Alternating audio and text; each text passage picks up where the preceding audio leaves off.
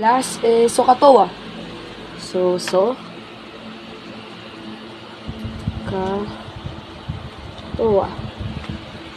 Okay?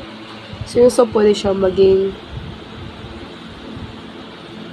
ito pwede maging ito na maging okay, so sulat na natin yung formulas nila.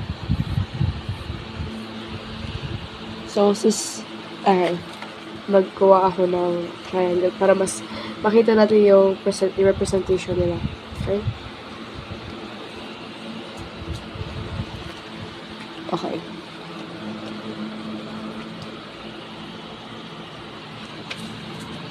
Example, yan. Okay? So, yung sin dito, si it's equal to opposite side over hypotenuse. Ito yung hypotenuse. Kapalit na lang siya ng right triangle. Ay, ng right triangle ng right angle. Yung cos naman is adjacent side over hypotenuse. And TOA is equal to opposite side over adjacent. Okay? So, makikita natin yun sa name. Okay? Tingnan natin yung name nila.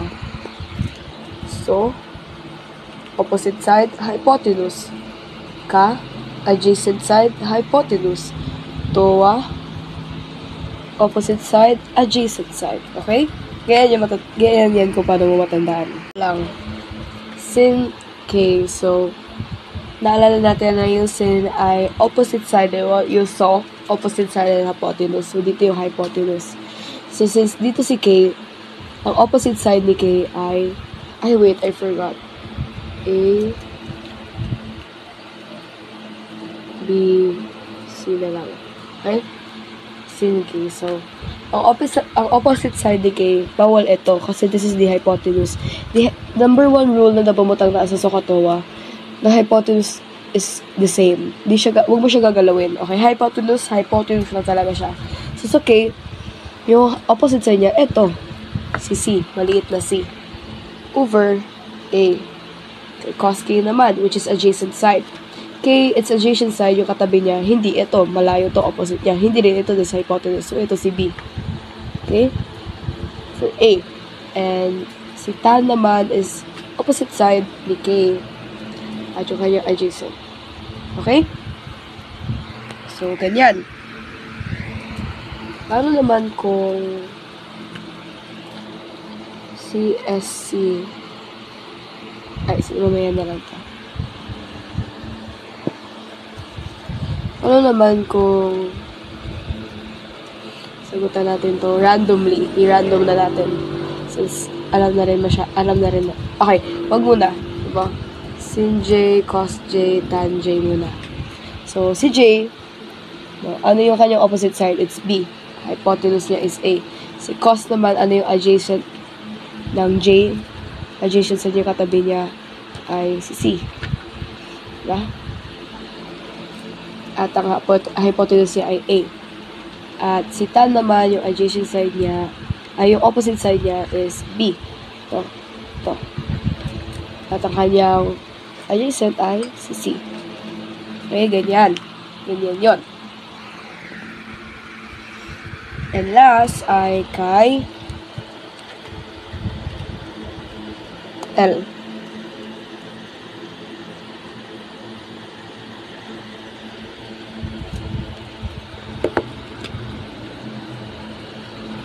Kay L naman, yung opposite side niya, ay wala siyang opposite side.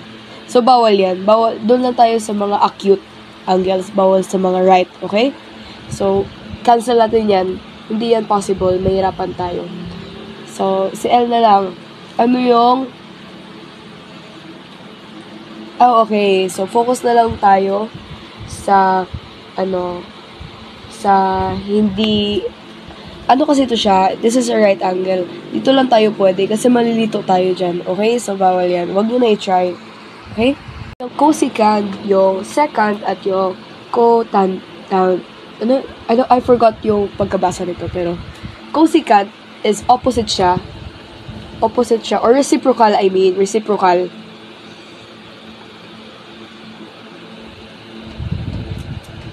reciprocal siya ni sin. Ito yung sec ay reciprocal ni cos. Ito naman reciprocal ni tan. Example, si sin natin, kunyari, sin A is equal to B over C. So, si cosecant natin ay magiging C over B. Okay? And so on. Alam nyo na yan. Okay? So, try natin. Try natin siya sa, ano.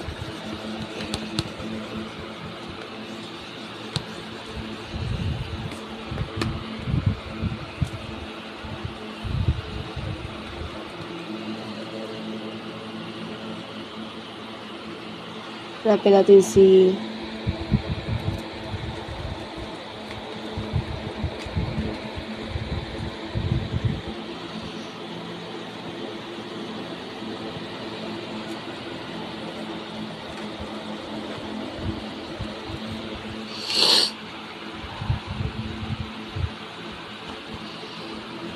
yan muna. So, sin A, no? So, si A, yung opposite niya is B, hypotenuse niya si A. Diba? So, kabaliktaran nito is A over B. Si tan naman is, so, yung opposite ng B ay si small letter C, at yung kanyang adjacent ay B, no? At ito, kabaliktaran niya to, so, BC.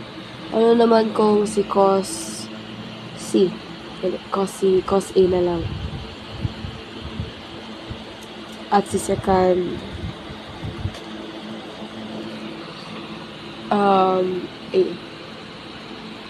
So, si cos, kabaliktaran niya, ay hindi, si cos, no, ang adjacent niya is si cos A pala, ito dito. Ang adjacent niya is C, hypotenuse niya si A, so ito ay si sec naman kabaliktaran reciprocal si A. So, ganyan lang yun, okay?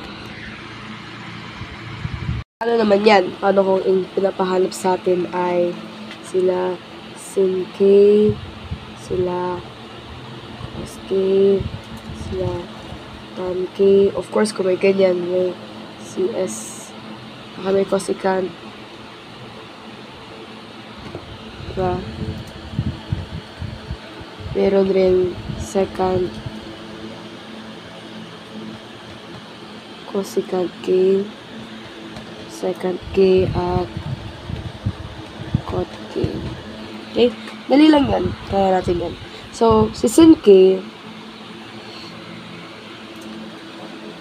dito, ang kanya kabaliktaran, kita mo na agad, diba? 2. So, 9. 2 over 9. So, ano yung kabaliktaran nito? Reciprocal niya ito. So, 9 over 2. May sagot na tayo. Ngayon, paano naman dito? Kasi may missing dito. Nawawala ang isa sa mga legs natin. So, alam niyo yung kanina, diba, sa Pythagorean theorem, yung formula for legs. So, ganun yung gagawin natin. So, it's x is equal to c squared minus a squared na lang. So, c squared yung malaki, which is 9. No? And yung a squared ay si 2. So, baba mo yan, may 81 minus 4. Magiging 77, which is wala naman siyang square. So, ganyan lang yan siya. So, nahanap na natin yung baba, which is square root of 77. Diba? Okay. So, pwede natin mahanap. So, si cos K, ang kanyang adjacent ay 77. Square root of 77 over 9, which is good. Oh. Paano naman kung si tan? Si K, ang kanyang opposite ay 2. At ang kanyang adjacent ay 77. Naalala niyo yung lesson natin about dividing? I forgot na yung lesson na yun, pero bawal magkaroon ng square root yung ating, bawal siya maging ganyan. Bawal ganyan yung denominator natin. Kaya naman, multiply lang natin siya both by 77. So, magiging 277 over what? 70. Magiging 77. Ay, di, anong 2? 2 ba? Ay, oo, 2. So, magiging 2 times the square root of 77 over 77 yung sagot dito sa tan k. Okay? So, si tan k ay ganon. Ganon ka mag-solve. Okay? Sorry for the limited space, guys. Okay? So, next si second. Kabalik na rin niya ito. So, 9 over 77. Mali rin yan. So, multiply mo lang siya ulit para matanggal. So, magiging 9 over 77 yung sec k. Okay? So, di ko naman lagay ko na lang dito. At si cot k naman, which kabalik na rin ito. Magiging 7, hindi. Wait. Hindi. Magiging root of 77 over 2. Bakit? Kasi hindi pa natin kinuha yung final answer niya. Ito kasi modified eh. So, dapat kunin muna natin yung final answer niya. Or, I mean, yung unang-una talagang answer niya. Unang-unang form niya. Which is ito. Diba? So, CK, ibig sabihin, kabaliktaran, sa taas yung ating adjacent side, which is 77. No? At sa baba yung opposite side, which is 2. Kaya, 77, 2. Okay? So, yan lang yung lesson natin about SOHCAHTOA. Remember pala, reminder, kapag may nahanap kayong ganito, let me delete muna.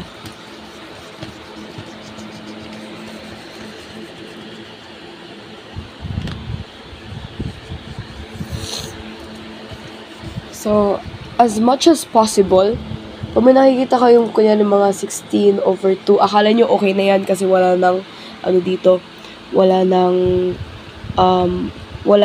square root. Bawal. Kasi ito pwede pa, diba? So, magiging 4, 2 pa yan. Tapos, pwede mo pa siyang i-simplify. Lahat, pag sa SOHCAHTOA, kapag yung fraction mo or yung value mo ay pwede ma-simplify, i-simplify mo siya. Katulad nito. So, 2 na yan. Overall, 2 na yung sagot, diba? So, wag ka magiging wag kang pakalma, no? Always check, no? Always check. For example, binigay sa'yo ay 32. Yan. No? Mag-check ka kung si 32 ba ay meron siyang dalawang number na kapag minultiply mo ay, I think meron.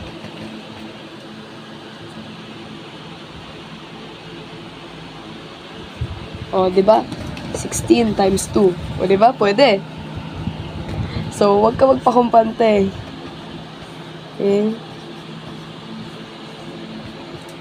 So, pwede siya magiging 2 yung final answer mo. Okay? Wag ka magpakumpante, bro. Okay? Yan yung advice ko sa'yo. Even if wala na square root sa denominator, wag mo na mapabayaan yung numerator mo. Baka naman pwede pa ma-simplify yung numerator mo. Okay? Take my advice kasi naging mali ko yan. Kasi ganito yung mali ko. I remember it. I still remember it.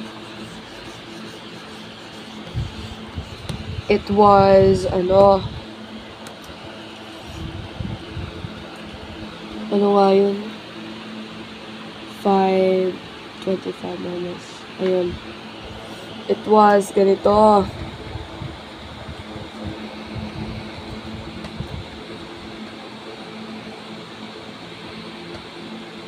Diba? So, magiging 25 minus 9. Magiging 16. Okay? Ang ginawa ko, ginanito ko lang siya. Yan. Hindi ko napansin, pwede pala tong ma-simplify. So, hindi ko napansin, pwede siya maging 4 over 2 at ganyan. Ultimately, ganyan yung sagot. So, yan yung advice ko sa inyo. Baka magawa kayo ng mistakes sa ganyan sa math. Always double check kasi multiple choice naman yung exam natin. Kaya, there's more chances of winning. So, that's all. Thank you so much, guys, for joining me in this journey of math. This has been a new experience for me. It's my first time doing a YouTube channel where I post just math videos constantly, even science, no. Sorry na hindi na ako makakagawa ng science since hindi naman kasama sa exam yung solving. I had fun. Thank you po for your patience and maraming salamat maraming salamat sa words nyo, no. During exams, naririnig ko may nagpapasalamat sa akin for the videos and kaya ginagawa ko to ngayon kasi worth it. Worth it yung mga pasasalamat nyo. It means a lot to me. So, thank you for actually this journey. Thank you for this new experience I wouldn't have done. Thank you for trusting me. No? So, minsan ako na lang pinapanood nyo para makapasasalamat. And thank you for trusting me enough to do that. So, maraming salamat. Maybe I'll see you next year. Okay? Bye!